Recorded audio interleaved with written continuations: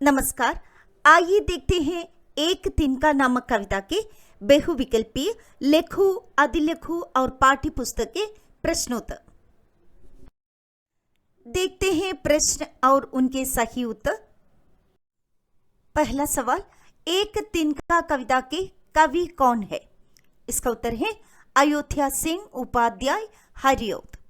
दूसरा सवाल है, कवि कहाँ खड़ा था? इसका उत्तर घर के मुंडेरे पर। अगला सवाल देखिए, कवि मुंडेरे पर कैसे खड़ा था? इसका उत्तर है घमंड से चूर होकर। उठता हुआ तिनका कहाँ आकर गिरा? उत्तर कवि की आंख में। अचानक कवि के साथ क्या हुआ? अचानक एक तिनका कवि की आंख में आ गिरा। कवि बेचैन क्यों हो उठा? क्योंकि कवि की आंख में तिनका गिरा और दर्द होने लगा। आगे देखिए, कवि के घमंड को किसने चूर चूर कर दिया? उत्तर एक तिनके ने। कवि पर किसने व्यंग्य किया? इसका उत्तर है उनकी अकल ने या उनकी समझ ने। एंड बेचारी दबे पाव भागी का अर्थ क्या है? इसका अर्थ है घमंड चूर होना या अहंकार नष्ट होना। लोगों ने तिनका निकालने के लिए क्या प्रयास किया? उत्तर लोगों ने कपड़े की नोक से तिनका निकालने का प्रयास किया। अगला सवाल देखिए, लोग मूंड क्यों देने लगे? उत्तर कवि की आंख से तिनका निकालने और दर्द कम करने के लिए लोग मूंड देने लगे। कवि की आंख क्यों लाल होगी? तिनके के पड़ जाने से कवि की आंख लाल होगी।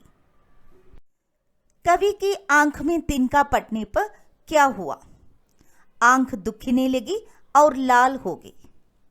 कविता से हमें क्या शिक्षा मिलती है?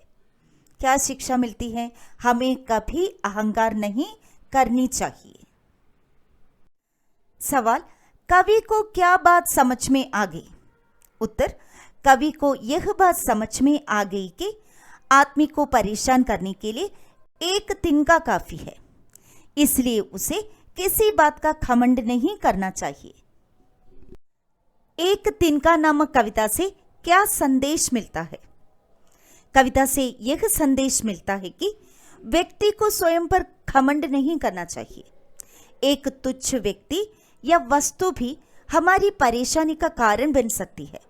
हर वस्तु का अपना महत्व होता है। अभी हम देखेंगे पाठ्य पुस्तक के प्रश्न अभ्यास के उत्तर। तो पहला सवाल देखिए, इसमें हमें दी गई पंक्तियों को सामान्य वाक्य में बदलना है।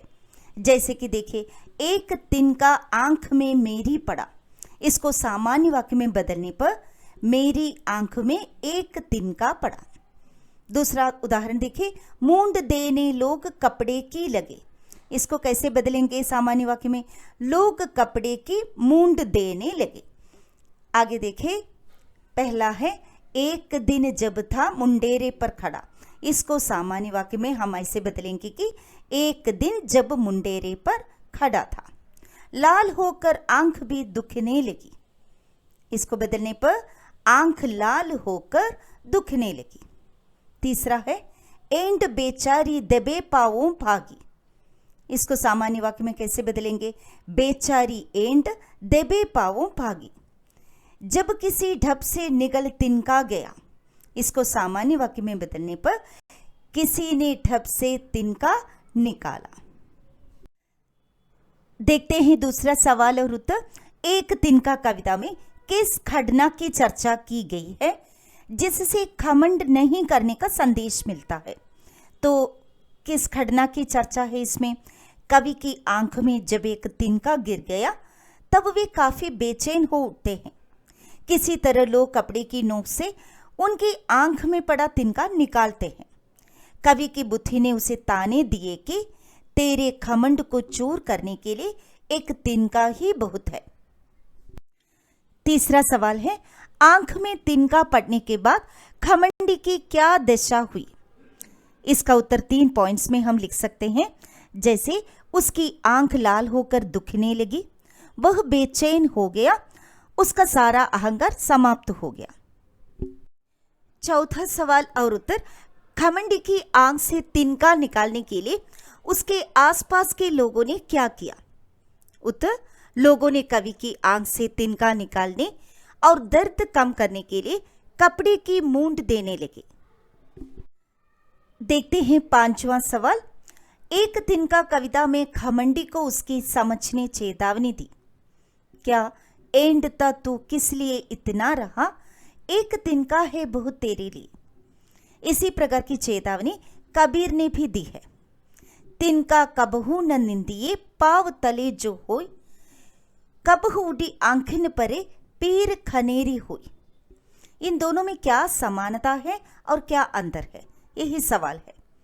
तो सबसे पहले हम तिनका कविता के बारे में देखेंगे। कवि ने एक तिनका कविता में यह संदेश दिया है कि अहंकार नहीं करना चाहिए, क्योंकि एक छोटा सा तिनका भी मनुष्य को बेचैन कर सकता है। कबीरदास जी ने यह संदेश दिया है कि प्रत्येक तुच्छ समझी जाने वाली वस्तु का अपना महत्व होता है। आशा ही वीडियो आपको पसंद आया होगा। तो फिर मिलेंगे। मैं डॉक्टर CR वीना। धन्यवाद।